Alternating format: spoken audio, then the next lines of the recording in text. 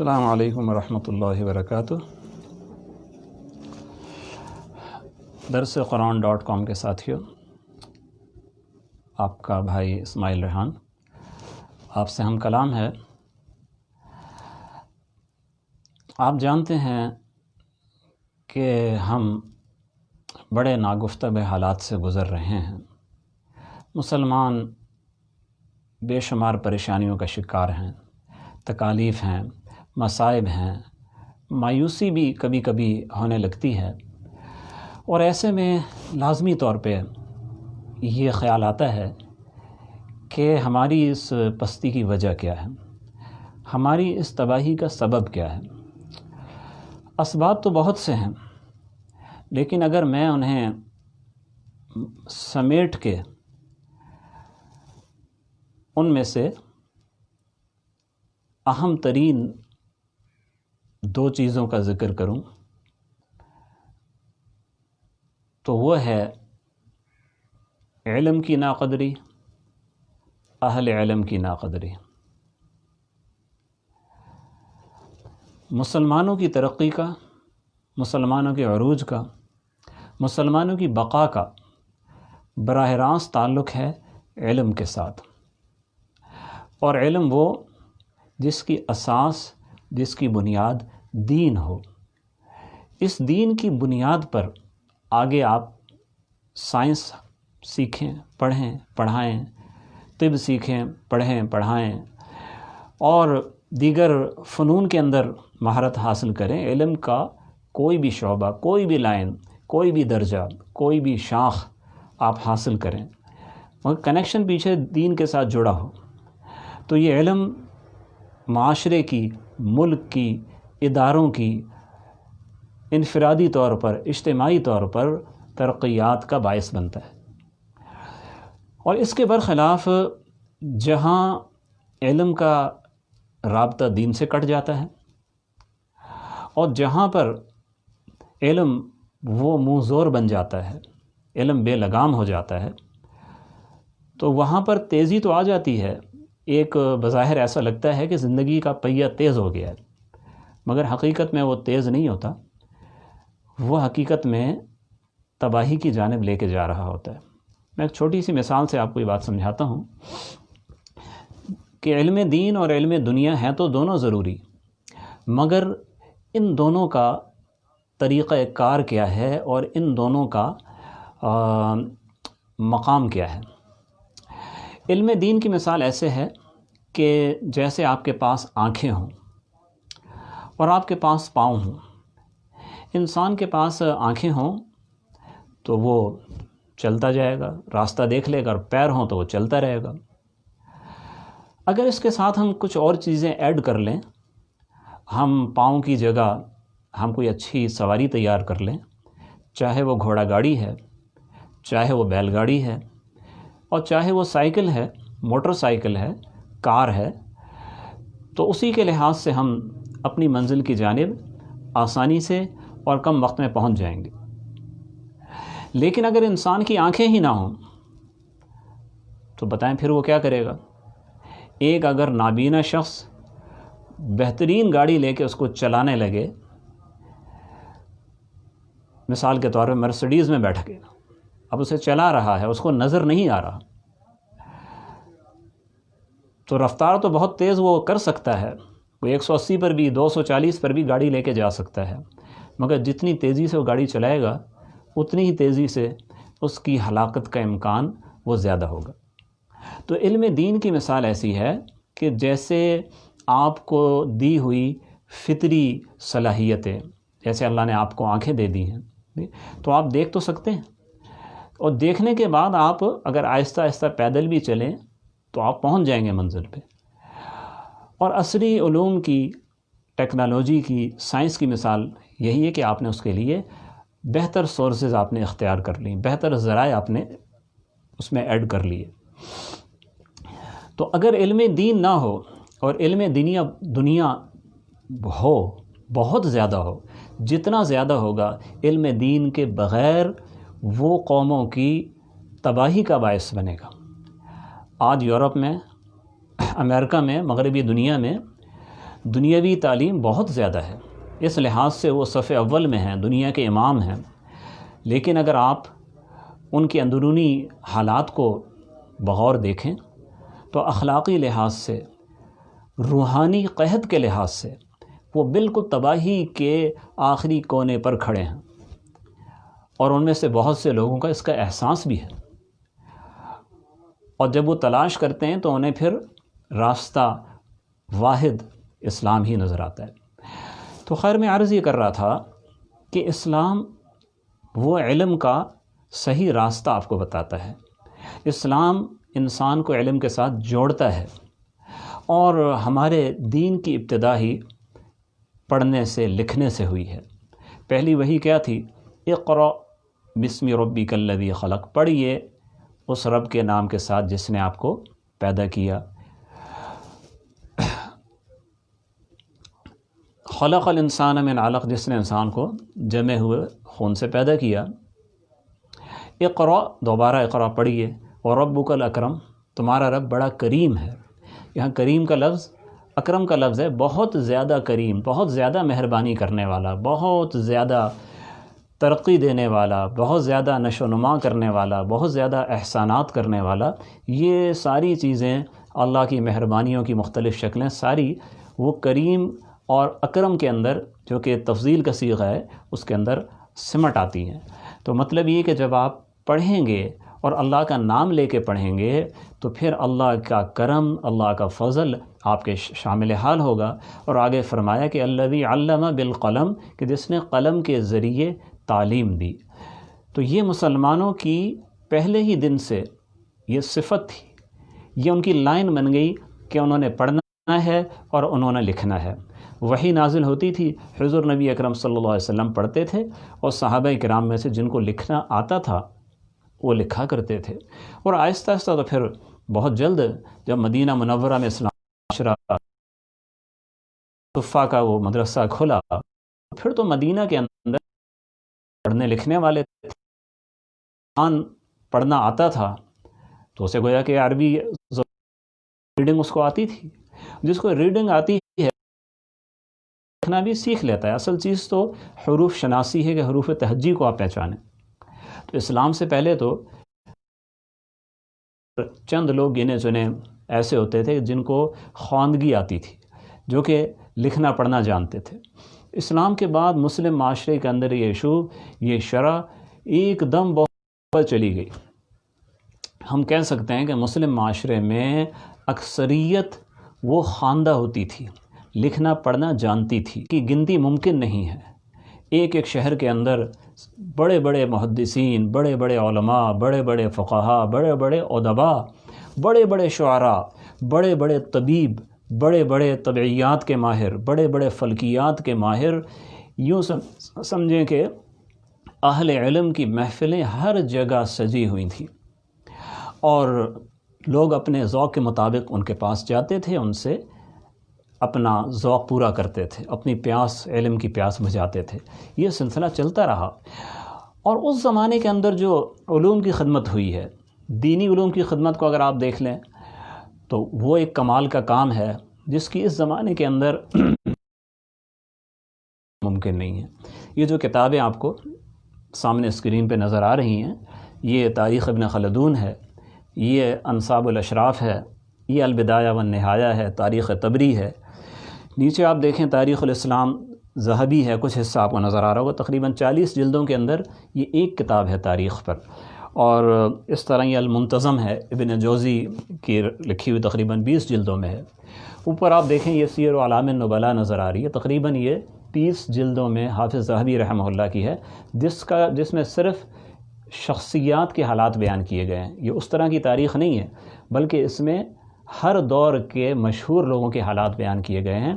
تو آپ دیکھیں کتنا بڑا کام ہے، آج بھی کسی کے لیے اس کام کی نقل کرنا انتہائی مشکل ہے۔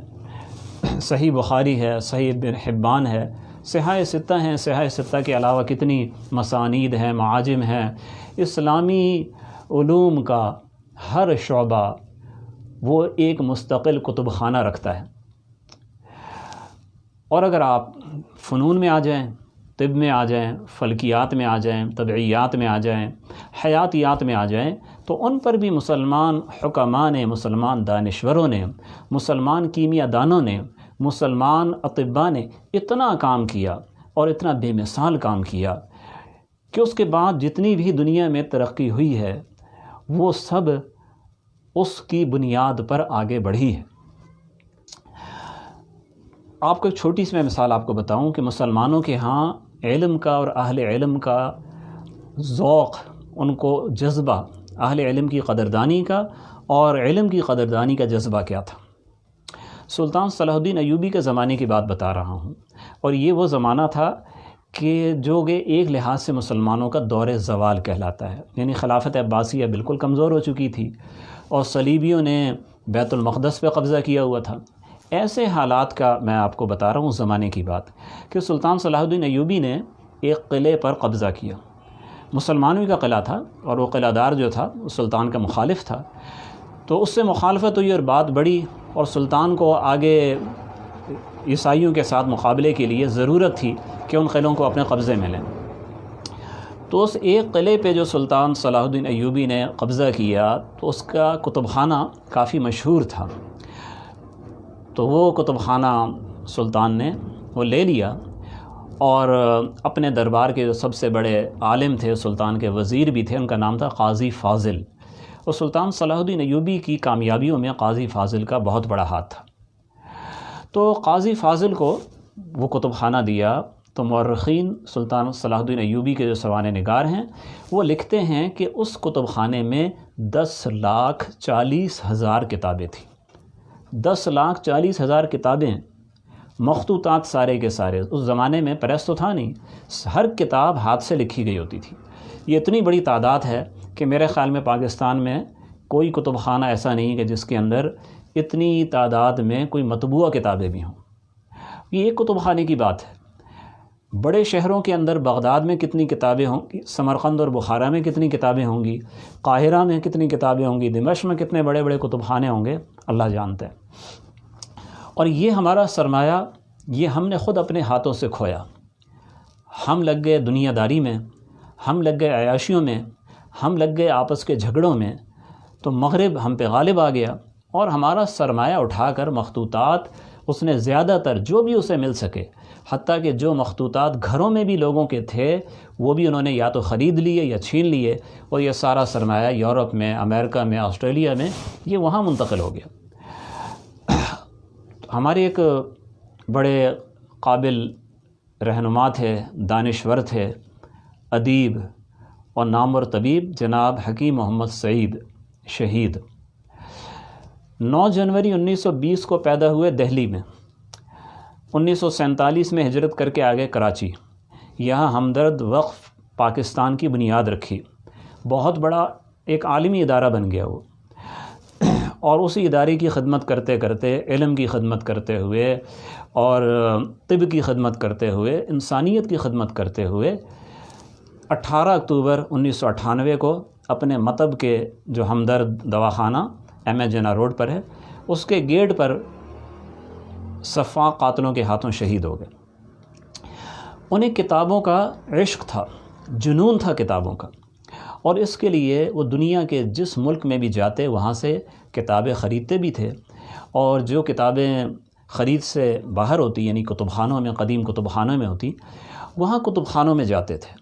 تو دنیا کے 100 سے زیادہ ممالک میں گئے ہیں، اور زیادہ تر وہ مغربی ممالک تھے، اور ان کے کتب خانوں کو انہوں نے دیکھا ہے، جو وہاں پہ مسلمانوں کے مخطوطات تھے، مسلمانوں کے لکھے ہوئے، ان کا ریکارڈ وہ لیتے رہے۔ جو ممکن ہوا کوئی کتاب بہت زیادہ ان کو اہم نظر آئی اور اپنے فن سے متعلق، طب سے متعلق، تو اس کی وہ کاپیاں بھی انہوں نے لی۔ وہ لکھتے ہیں کہ میں نے جو مخطوطات شمار کیے ہیں 100 سے زیادہ ممالک میں، ان کی تعداد 30 لاکھ سے اوپر ہے، 30 لاکھ قلمی نسخے۔ تو حکیم صاحب یہ چاہتے تھے کہ اس میں کم از کم جو میری فیلڈ کا جو کام ہے مسلمانوں کا، تو وہ دنیا کے سامنے بہت تھوڑا ہے۔ شاید ابھی جو مطبوعہ چیزیں ہیں ہمارے پاس، جیسے ابن سینا کی القانون فی الطب ہے وغیرہ، تو ایسی کتابیں وہ 1% بھی نہیں ہیں۔ تو جو لوگ محدثین ہیں وہ اپنے فن کی کتابیں لیں گے، جو فقہاء ہیں ان سے اپنے فن کی کتابیں لیں. میں چونکہ طبیب ہوں، میں اپنی فیلڈ کی کتابیں لیتا ہوں، تو انہوں نے وہاں سے کئی کتابیں لیں اور انہوں نے یہ طے کیا کہ حکومت پاکستان یہ اعزاز حاصل کرے کہ ان کتابوں کے تراجم انگریزی میں، اردو میں، عالمی زبانیں میں ہوں، طباعت بھی نہیں ہو، تحقیق کے ساتھ نئے طریقے سے اس کو صاف ستھرا کر کے اس کو شائع کیا جائے، اور اس کے ترجمے بھی ہوں ساتھ میں عالمی زبانوں میں، تاکہ ساری دنیا کو پتہ چلے کہ مسلمان کیا تھے. 800 سال پہلے، 1000 سال پہلے، 1200 سال پہلے جو تحقیقات مسلمانوں نے کی ہیں اس کی بنیاد پر دنیا پھر آگے بڑھی ہے، یہ عملی طور پہ دنیا کو پتہ چلے. تو انہوں نے حکومت پاکستان سے درخواست کی کہ آپ اسلام آباد میں ایک ادارہ بنائیں مخطوطات کو حاصل کرنے کا، ان کی ریکوری کا، ان کی اثر نو طباعت کا اور ان کے تراجم کا. اور وہ ذمہ داری میں لیتا ہوں کام کی، آپ کے تحت ہونا چاہیے تاکہ اعزاز پاکستان کو حاصل ہو. اگرچہ حکیم صاحب کا اپنا جو ادارہ تھا ہمدرد، وہ بہترین کتابیں شائع کرتا رہا، اب بھی کر رہا ہے، سینکڑوں کتابیں شائع کر چکا ہے. تو ان کے لیے تو کوئی مسئلہ نہیں تھا کہ اپنے ادارے سے وہ کتاب شائع کرتے، پروفٹ حاصل کرتے. لیکن انہوں نے کہا کہ یہ نیک نامی حکومت کے حصے میں آئے تاکہ ہمارے بعد بھی یہ سلسلہ چلتا رہے اور اس کو ایک ہماگیر اس کی ایک نوعیت ہو کام کرنے کی. تو اسلام آباد میں قائم ہو گیا ادارہ اور حکیم صاحب نے ترجمہ بھی شروع کر دیا. ترجمے کا کام بڑی محنت کے ساتھ مکمل کر لیا، سارا کام مکمل سے صرف اس کو ایک نظر آخر میں دیکھنا، پروف ریڈنگ وغیرہ کا کام یہ کچھ رہ گیا تھا، اور اس کے بعد اس کو پریس بھیجنا تھا. کہ بدقسمتی جو ہمارے ساتھ بار بار ہوتی ہے کہ حکومت اچانک ختم ہو گئی. جیسا کہ ہوتی ہے کہ ہمارا کوئی منتخب وزیر اعظم وہ 5 سال پورے نہیں کر پاتا، ختم ہو گئی اور دوسری حکومت آ گئی. پھر دوسری بدقسمتی جو ہوتی ہی ہے کہ حکومت پچھلی حکومتوں کے نیک کاموں کو رکوا دیتی ہے یا اس کو خراب کرتی ہے، چلنے نہیں دیتی یا سست کر دیتی ہے. تو اس نئی حکومت نے اس ادارے کو سیل کر دیا. حکیم صاحب پریشان کہ بھی ہمارا کام بالکل تیار ہے، آپ اسے کھولیں تاکہ ہم اس کو تباہ کرائیں، مگر کوئی سنوائی نہیں ہوئی. حالانکہ حکیم صاحب معمولی آدمی نہیں تھے، دنیا کے یعنی بڑے لوگوں میں سے تھے، بڑے دانشوروں میں سے تھے، پوری دنیا میں ان کے تعلقات تھے. اس کے باوجود انہیں بڑی تگ و دو کرنی پڑی اور کئی مہینوں کے بعد جا کر حکومت نے اجازت دی کہ ٹھیک ہے آپ اس کو کھول سکتے ہیں اور اپنا سامان آپ لے سکتے ہیں اندر سے. حکیم صاحب نے آخر میں یہی کہا کہ آپ مجھے دے دیں، اندر جانے دیں، سامان اٹھوانے دیں، جو موجود ہے میں خود اسے تباہ کراؤں گا. لیکن اس سے پہلے حکومت نے کیا کہ اندر موجود جتنا کاغذی کام تھا، پیپر ورک تھا، مسودہ تھا، وہ سب تلف کروا دیا، ضائع. صرف فرنیچر اندر تھا. تو جب وہ سیل توڑی گئی اور اندر اس کو دیکھا گیا تو کچھ بھی نہیں تھا. تو آپ اس کا اندازہ شاید وہی شخص کر سکتا ہے جس نے کوئی علمی کام بڑی محنت سے کیا ہو اور وہ کام ضائع ہو گیا ہو. تو حکیم صاحب نے اپنی ایک کتاب میں لکھا ہے کہ وہ ملک کیسے ترقی کرے گا کہ جس پہ ایسے علم دشمن حکمران مسلط ہوں کہ جو اتنے بڑے بڑے اور قیمتی کاموں کو اس لیے ضائع کرتے ہوں کہ پچھلی حکومت کے کھاتے میں کوئی نیک نامی نہ جائے. تو یہ ساری جو ہماری تباہی کی داستانیں یہاں سمٹ آتی ہے کہ ہم بحیثیت قوم علم کی ناقدری کر رہے ہیں، اور ہم بحیثیت قوم عالم کی بھی ناقدری کر رہے ہیں. اہل علم کی وہ حیثیت نہیں جو ہونی چاہیے، نہ ہمارے معاشرے میں، عوام میں، اور نہ ہمارے حکمرانوں میں. تو اگر ہم ترقی کرنا چاہتے ہیں تو ہمیں ذاتی طور پر بھی علم سے رشتہ جوڑنا ہوگا. اور علم سے رشتہ جوڑنے کا طریقہ ہے کہ اہل علم کے پاس بیٹھیں، ان کی قدر کریں، ان کی خدمت کریں، ان کی باتوں کو سنیں، سمجھیں، ان پہ عمل کریں. کتابوں کے ساتھ اپنی دوستی کریں. کتاب بہترین دوست ہے جو ہمیشہ آپ کے کام آتا ہے. یہ سفر میں بھی آپ کے ساتھ ہے، یہ تنہائیوں میں آپ کے ساتھ ہے. یہ آپ کو ایک نئی دنیا سے روشناس کرانے والا دوست ہے. کتابیں جمع کریں، کتابیں سنبھال کے رکھیں، اپنی یہ لائبریری بنائیں، اور یہ ایک ایسا ورثہ ہوگا آپ کی طرف سے جو آپ کی اولاد کے لیے سب سے قیمتی تحفہ ہوگا. اللہ تعالی ہمیں عمل کرنے کی توفیق عطا فرمائے. السلام علیکم ورحمۃ اللہ وبرکاتہ.